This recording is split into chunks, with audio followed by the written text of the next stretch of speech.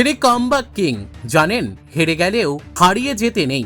কেকেআরের play of স্বপ্ন যখন সংকটে তখনই ব্যাট ধরলেন সৌরভ গঙ্গোপাধ্যায়।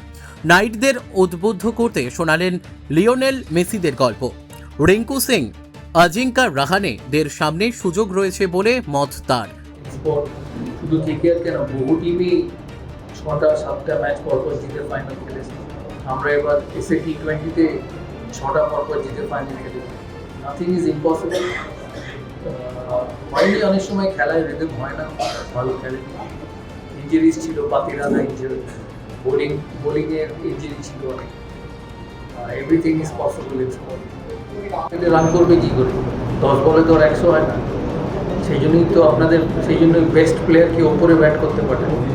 ইন্ডিয়া টিমে রাহুল দ্রাবিড় 3 নম্বর, সচিন 4 নম্বর ব্যাট করেছে কেন? যাতে বেশি বল পায়। আমি আর সচিন ওপেন করেছি কেন? যাতে বেশি বল পায়। Best players need most number of deliveries. Same with Rinku, you saw the results. দীর্ঘদিন যেই দলকে সামনের থেকে কখনো নেতৃত্ব দিয়েছেন তো কখনো আবার ব্যাট হাতে জয় এনে দিয়েছেন, দুঃসময়ে সেই পুরাতন দলের হয়েই এবার ব্যাট ধরে মনোবল বাড়ালেন সৌরভ গাঙ্গুলি। ব্যুরো রিপোর্ট, আরোহী নিউজ বাংলা।